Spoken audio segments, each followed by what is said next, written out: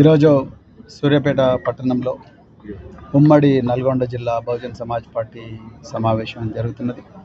రానున్న పార్లమెంట్ ఎన్నికలను దృష్టిలో ఉంచుకొని మరి ఏ విధమైన వ్యూహంతో మరి పార్టీ పోటీ చేయాలన్న దాని మీద ఈరోజు చర్చించడం కోసం కార్యకర్తలందరూ కూడా ఇక్కడికి రావడం జరిగింది. అదేవిధంగా మరి క్రాంతి జ్యోతి సావిత్రిబాయి పూలే గారి 193వ జన్మదినం కూడా ఈరోజు సూర్యాపేట పట్టణంలో బహుజన్ సమాజ్ పార్టీ తరఫున జరుపుకుంటున్నాం. మరి క్రాంతి జ్యోతి సావిత్రిబాయి పూలే గారి త్యాగం అసమానమైనది. మరి ఆమె భారతదేశంలో మొట్టమొదటి మహిళా ఉపాధ్యాయురాలు. ఆమె చేయబట్టే మరి ఈరోజు మహిళలు అందరూ కూడా ధైర్యంగా చదువుకోగలుగుతున్నారు. మరి అలాంటి ఒక మహనీయురాల్ని స్మరించుకోవడం కోసం ఈరోజు బహుజన్ సమాజ్ పార్టీ ఇక్కడ చేరింది. మరి తప్పకుండా ఈ సూర్యాపేట నియోజకవర్గ ప్రజలకు మాత్రమే కాదు, ఉమ్మడి నల్గొండ జిల్లా ప్రజలందరికీ కూడా బహుజన్ సమాజ్ పార్టీ తరఫున నేను హృదయపూర్వక ధన్యవాదాలు చెప్తున్నా. రాష్ట్ర అధ్యక్షులుగా సూర్యాపేట పట్టణంలో బహుజన్ సమాజ్ పార్టీ అభ్యర్థి పొట్టే జానయ్యకు బాసటగా నిలిచి దాదాపుగా 17,000 ఓట్లు, దాదాపు 13,000 ఓట్లు ఇచ్చిన సూర్యాపేట నియోజకవర్గ ప్రజలకు, అదేవిధంగా కోదాడ, హుజూర్ నగరు, అలాగే తుంగతుర్తి, మిగతా అన్ని నియోజకవర్గ ప్రజలందరికీ కూడా హృదయపూర్వకంగా నేను ధన్యవాదాలు చెప్తున్నా. దేవరకొండ, తర్వాత ఇంకా సాగర్. సో రాబోయే రోజుల్లో తప్పకుండా ప్రజల ఆకాంక్షల మేరకు పనిచేస్తాం. అదేవిధంగా మళ్ళీ ప్రజల్లోకి వెళ్తాం. ప్రజల్లోకి వెళ్ళి మరి ప్రజలు ఉండే సమస్యలు వాటి మీద పోరాటం చేస్తాం. అదేవిధంగా ఈ దేశంలో సామాజిక న్యాయం కోసం త్యాగం చేసిన మహనీయులందరి చరిత్రలు గ్రామీణ ప్రాంతాల్లో బహుజన సమాజానికి తెలుపుతాం. ఆ విధంగానే మళ్ళీ వాళ్ళందరూ కూడా బహుజన ఉద్యమంలో మమేకం విధంగా ప్రయత్నం చేస్తామని చెప్తూ మరి ఈరోజు ఈ అవకాశం ఇచ్చిన సూర్యాపేట మీడియా మిత్రులందరూ కూడా, అది గవర్నమెంట్ వచ్చి 1 నెల అయింది. సో నాకైతే మరి దాంట్లో పెద్దగా స్పష్టత ఏం కనిపించడం లేదు. అదేవిధంగా గైడ్ లైన్స్ కూడా క్లియర్గా ఇంకా ఇవ్వలేదు. ఓన్లీ డేటానే గ్యాదర్ చేస్తున్నట్టుగా అనిపిస్తుంది. మరి ఆల్రెడీ ప్రభుత్వం వచ్చి దాదాపుగా 1 నెల అయింది.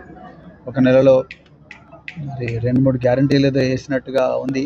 కానీ ఇంకా స్పష్టమైన విధి విధానాలతోని 6 గ్యారంటీల స్కీము జరుగుతున్నదని నేనైతే అనుకోవడం లేదు. అయితే ఇప్పుడే మరి ప్రభుత్వం డేటా గ్యాదర్ చేస్తున్న ఈ పరిస్థితుల్లో మేము ఇప్పుడే ప్రభుత్వాన్ని విమర్శించడం అలాంటివి మేము చేయాలని అనుకోవడం లేదు. కాకపోతే గత ప్రభుత్వం చేసిన తప్పులను మళ్ళీ చేయకూడదని మాత్రం నేను రేవంత్ రెడ్డి గారిని పర్సనల్గా నేను రిక్వెస్ట్ చేస్తున్నా. గత ప్రభుత్వం ప్రజలను పట్టించుకోకుండా ప్రజలకు దూరమై మరి నాకు తెలిసిందే అంత కరెక్ట్ అని చెప్పేసి ప్రజల మీద రకరకాల పథకాలను మరి ప్రాజెక్టులను రుద్దినందుకు మరి రాష్ట్రానికి ఎంత తీరని నష్టం జరిగింది. మరి అదేవిధంగా మరి ప్రజలు కూడా ఏ విధంగా బుద్ధి చెప్పిన విషయం ఈరోజు కాంగ్రెస్ పార్టీకి తెలియంది కాదు, రేవంత్ రెడ్డి గారికి కూడా తెలియంది కాదు. అందుకొరకు ఆ ప్రభుత్వం చేసిన తప్పులు ఈ ప్రభుత్వం కూడా చేస్తే మళ్ళీ ప్రజలు ఈ ప్రభుత్వానికి కూడా అదే బుద్ధి చెప్తారు. అందుకొరకు రహస్యమైన జీవోలు, పారదర్శకత లేని పథకాలు, అదేవిధంగా ఎందుకోసం డేటా కలెక్ట్ చేస్తున్నారో ప్రజలకు చెప్పకుండా, డేటా కలెక్ట్ చేసిన తర్వాత డేటా యొక్క విశ్లేషణ ప్రజల ముందు పెట్టకుండా కేవలం పార్టీ ప్రయోజనాల కోసమే వాడుకుంటే మళ్ళీ ఈరోజు బీఆర్ఎస్ పార్టీకి ఏ విధంగా బుద్ధి చెప్పినా అదే పార్టీ పరిస్థితి మళ్ళీ కాంగ్రెస్ పార్టీ కూడా పడుతుంది. మరి బహుజన్ సమాజ్ పార్టీ నిరంతరం ప్రజల మధ్యలో ఉండే పార్టీ. సో అందుకొరకు 6 గ్యారంటీల స్కీమ్ అమలును కూడా మేము కూడా ప్రజల మధ్యలో ఉండి పర్యవేక్షిస్తాం. ఎందుకంటే మేము ప్రతిపక్షంగా ప్రజల లోపల ప్రజల మధ్యలో ఉండి మా రోల్ మేము తప్పకుండా పాటిస్తాం. సో అందుకొరకు ఇప్పుడే వచ్చిన నెల రోజు కూడా కాలేదు కరెక్ట్గా. అందుకొరకు ఇప్పుడే ప్రభుత్వాన్ని నుంచి ఎక్కువగా మేము ఎక్స్పెక్ట్ చేయడం లేదు. కానీ రాబోయే రోజుల్లో ఈ పథకాల అమల్లో కానీ లేకపోతే వీళ్ళు మేనిఫెస్టోలో పెట్టిన అంశాల అమలు నోచుకోకపోతే మాత్రం తప్పకుండా ప్రజల గొంతుకై ఉద్యమిస్తాం. తప్పకుండా ప్రజాక్షేత్రం నిలబడతాం. ప్రభుత్వం మంచి పని చేస్తే సమర్థిస్తాం. ప్రభుత్వం తప్పు పని చేసినా ప్రజలను మోసగించే ప్రయత్నం చేస్తే వాటిని ఎత్తి చూపుతాం, వాటికి వ్యతిరేకంగా పోరాడతాం. Thank you very much.